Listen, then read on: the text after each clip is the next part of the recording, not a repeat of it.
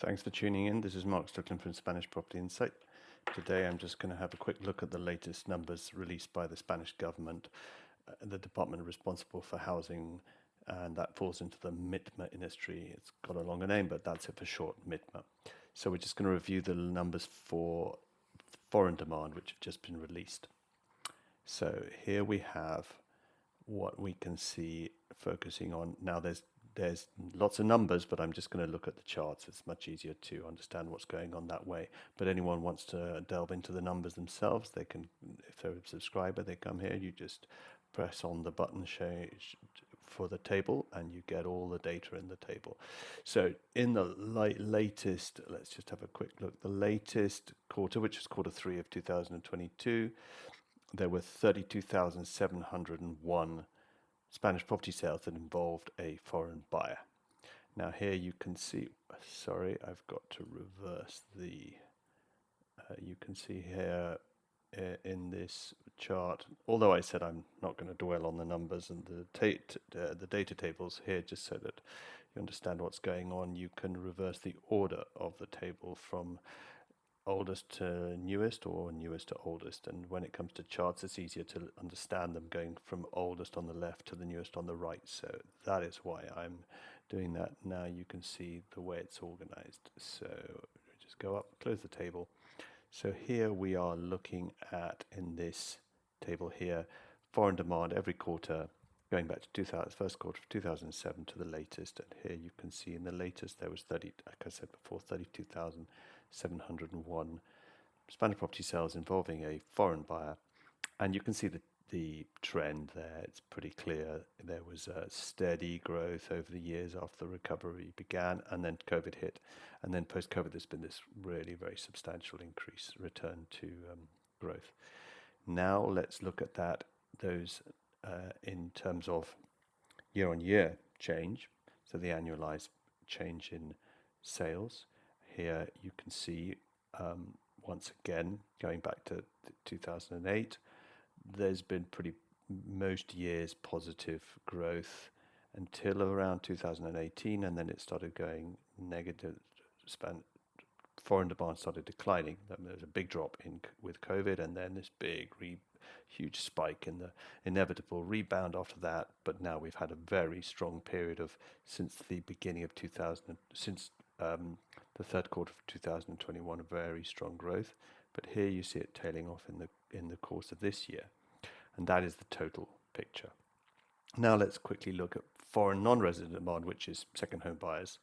Here you see a very similar picture. I mean, these numbers are inevitably going to be the trends are going to be very similar because foreign demand breaks down roughly 50% between second home buyers and 50% between expats. And both, there's small differences, but they perform in largely similar ways. Here you can see the similar trend. Here there were 15,821 sales in the third quarter involving a foreign buyer not buying, and these were not residents in Spain, so buying second homes here.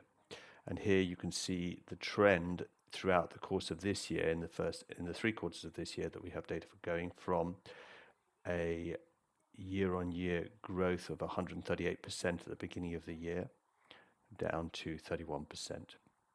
Now let's look at expat demand.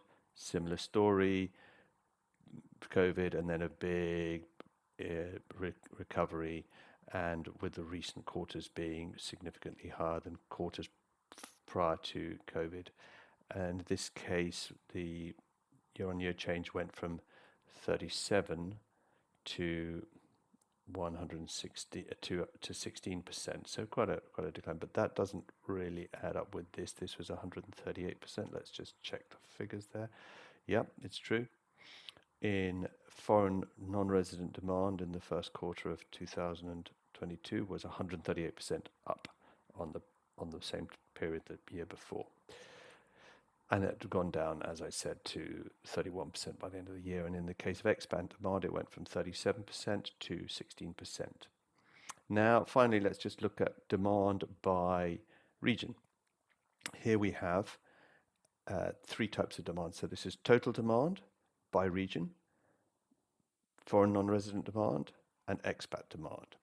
Now you can see that the Valencian region is the biggest, with followed by Andalusia, Catalonia, Canaries, and here you can see all of the regions with these are select regions, so I don't do all of Spain's 17 regions because in many of them they're absolutely almost insignificant foreign demand. These are regions of interest to foreign investors. Then this is the foreign non-resident demand, so second homes, holiday homes, once again led by the Valencian region, second Andalusia, but then third is, in this case, the Canaries, followed by Catalonia, and expats buying once again sort of Valencian region, which is home to the Costa Blanca, in the first place in both cases, followed by, but in the second case of expats, Catalonia is the second region. So there you have it for total